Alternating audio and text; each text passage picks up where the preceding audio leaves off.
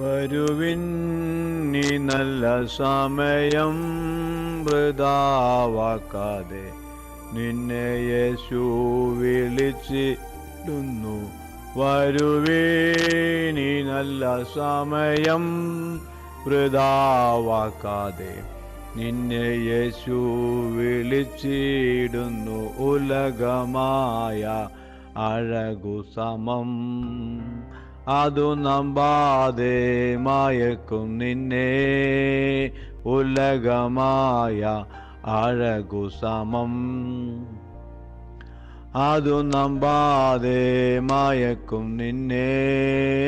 മരണമൊരു നാൾ വന്നിടുമേ, മറക്കാതെ നിന്റെ രക്ഷകനെ.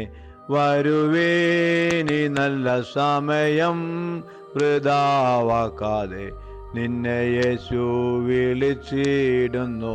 വരുവേനി നല്ല സമയം വൃഥാവാക്കാതെ, നിന്നെ യേശു വിളിച്ചിടുന്നു. Praise Lord. ഏവർക്കും ചിന്താശകലം മോർണിംഗ് മെസ്സേജിലേക്ക് സ്വാഗതം. ഞാൻ കർത്ത് ശുശ്രൂഷ ഭാഗമായിട്ട് ഇപ്പോൾ ഞാൻ തഞ്ചാവൂരിൻ്റെ പ്രദേശങ്ങളിലായിരിക്കുന്നു. ഇന്നലെ കാലത്ത് ഇവിടെ എത്തുവാനും ഇവിടുത്തെ ഡിപ്പോ ശുശ്രൂഷയിൽ പങ്കെടുക്കുവാനും വൈകിട്ട് ഫീൽഡ് വിസിറ്റും അതുപോലെ തന്നെ ട്രാക്ട് വിതരണം നടത്തുവാൻ അദ്ദേഹം സഹായിച്ചു. ഇന്ന് കാലത്ത് സ്ട്രീറ്റ് കേന്ദ്രീകരിച്ച്, റോഡ് സൈഡ് കേന്ദ്രീകരിച്ചുള്ള ട്രാക്ട് വിതരണം നടത്തുവാൻ ആഗ്രഹിക്കുന്നു. നിങ്ങളുടെ പ്രാർത്ഥനകളിൽ എന്നെയും എൻ്റെ കൂടെ വരുന്ന എല്ലാ സഹകാരികളെയും ഓർത്ത് പ്രത്യേകം പ്രാർത്ഥിക്കണമേ. 2-3 വിഷയം പ്രാർത്ഥിക്കാനുള്ളത്. നമ്മുടെ തമ്പി സഹോദരൻ ശാരീരികമായ ക്ഷീണത്താൽ വീട്ടിൽ വിശ്രമിക്കുന്നു, ഹോസ്പിറ്റലായിരുന്നു, പ്രത്യേകം പ്രാർത്ഥിക്കണമേ. മോളുകുട്ടി തമ്പി അതുപോലെ തന്നെ ശാരീരികമായ ക്ഷീണത്താൽ ഹോസ്പിറ്റലായിരുന്നു, വീട്ടിൽ വന്നു എന്ന് എനിക്കറിയത്തില്ല, പ്രത്യേകം പ്രാർത്ഥിക്കുമല്ലോ. രാജൻ അതുപോലെ ഹോസ്പിറ്റലായിരിക്കുന്നു. നമ്മുടെ സഹോദരൻ നമ്മുടെ ഹാളിൽ കോട്ടയം സംബന്ധിക്കുന്ന രാജൻ ഹോസ്പിറ്റലായിരിക്കുന്നു, അവരെ ഓർത്ത് പ്രത്യേകം പ്രാർത്ഥിക്കണമേ. നമ്മുടെ എല്ലാ ശുശ്രൂഷകളും ഏറ്റവും അനുഗ്രഹമായി തീരാൻ പ്രത്യേകം പ്രാർത്ഥിക്കണം. ഈ വർഷം നമുക്ക് ഡൽഹി ട്രാക്ട് ഡിപ്പോ ആരംഭിക്കേണ്ടതായിട്ടുണ്ട്. ഓൺലൈൻ ട്രാക്ട് മിനിസ്ട്രി നമുക്ക് ആരംഭിക്കേണ്ടതായിട്ടുണ്ട്. അതുപോലെ ഏപ്രിൽ മാസത്തിൽ നമ്മൾ family mission trip Thanjavur and Gujarat, Rajasthan പ്രദേശങ്ങളിലേക്ക് പോകാൻ ആഗ്രഹിക്കുന്നു, പ്രത്യേകം പ്രാർത്ഥിക്കുക. അതുപോലെ തന്നെ നമ്മുടെ എല്ലാ ശുശ്രൂഷകളിലും കർത്താവിൻ്റെ നാമത്തെ വകതീർപ്പാൻ പ്രത്യേകം പ്രാർത്ഥിക്കണം. 100 സ്ഥലങ്ങളിൽ ഈ വർഷം നമുക്ക് ഓപ്പൺ മീറ്റിംഗ് നമുക്ക് നടത്തുന്നതായിട്ടുണ്ട്, നിങ്ങൾ പ്രത്യേകം പ്രാർത്ഥിക്കുമല്ലോ.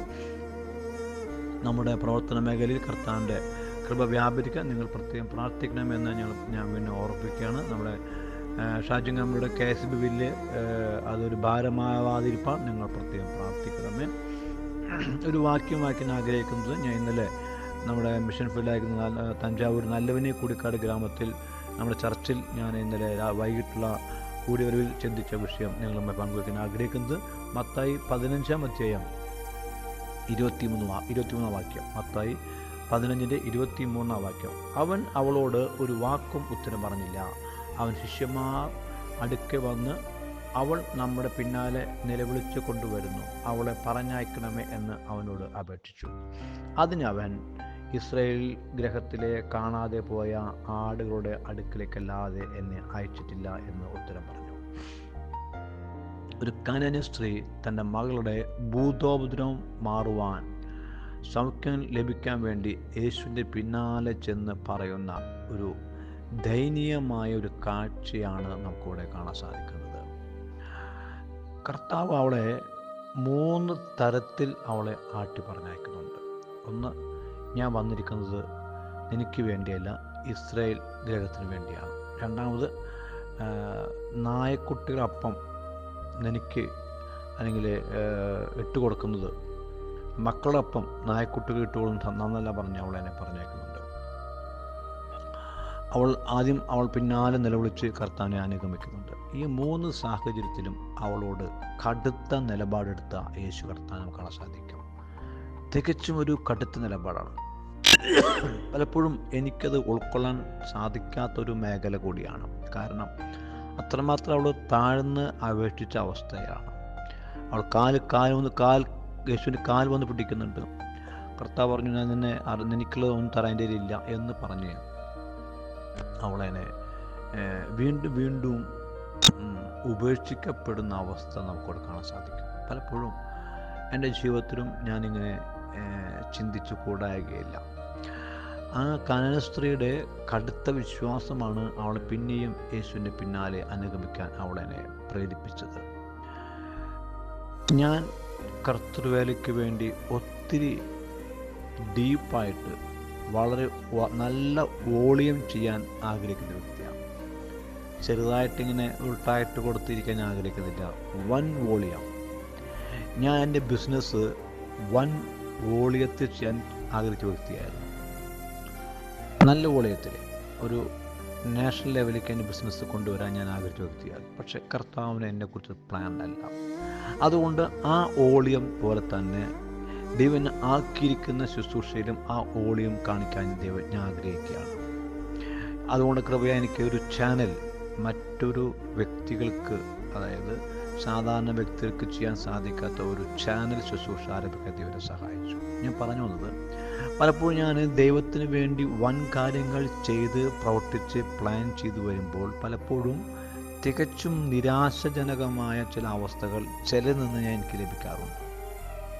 പലപ്പോൾ എൻ്റെ കുടുംബത്തിൽ നിന്ന്, കൂട്ടായ്മയിൽ നിന്ന്, നമ്മൾ ലോകമക്കളിൽ നിന്നൊക്കെ പലപ്പോഴും നമ്മൾ പ്രതീക്ഷിക്കാത്ത വലിയ ഒരു എതിർപ്പ് നമ്മെ മാനസികമായി തളർത്തിക്കളയുന്ന എതിർപ്പാണത്. പലപ്പോഴും നമ്മെ സഹായിക്കേണ്ട ഒരു സ്ഥാനത്ത് സഹായിക്കാതെ നമ്മെ നെഗറ്റീവ് പറഞ്ഞ് അടിച്ചിരുത്തുന്ന അനുഭവം. പലപ്പോഴും ഞാൻ ദൈവത്തോട് എന്താ കർത്താവ് ഇങ്ങനെയെന്ന് ചോദിച്ചിട്ടുണ്ട്. ഞാൻ എനിക്ക് വേണ്ടി ഇത്രമാത്രം അധ്വാനിച്ചിട്ടും ഉറക്കുളച്ചിട്ടും എൻ്റേതായിട്ടുള്ള അധ്വാനത്തിൽ നിന്ന് കർത്താവിന് കൊടുത്തും ഒക്കെ ചെയ്തിട്ടും പലപ്പോഴും തലതിരിഞ്ഞ രീതിയിൽ ഇങ്ങോട്ട് വരുമ്പോൾ ഞാനും പലപ്പോഴും നിരാശപ്പെട്ടു പോകാറുണ്ട്. എന്നാൽ അത് ഒരിക്കലും ദൈവത്തിന്, യേശുവിന് നമ്മൾ സ്നേഹക്കുറവുണ്ടായിട്ടല്ല, മറിച്ച് അവൻ ഒന്നും കൂടി നമ്മെ പണിതെടുക്കുകയാണ്. പ്രതികൂലം വരുമ്പോൾ നമ്മൾ ഒന്നുകൂടി പ്രാർത്ഥനയ്ക്ക് വേണ്ടി വട്ടം കൂട്ടുമ്പോൾ, ഒന്നുകൂടി നമ്മുടേതായിട്ടുള്ള കുറവുകൾ കണ്ടെത്താൻ നാം ശ്രമിക്കുമ്പോൾ അത് നമ്മുടെ ശുശ്രൂഷയ്ക്ക് ഒരു പ്രോഗ്രസ്സായിത്തീരും, ഒരു പ്രൊമോഷനായിത്തീരും.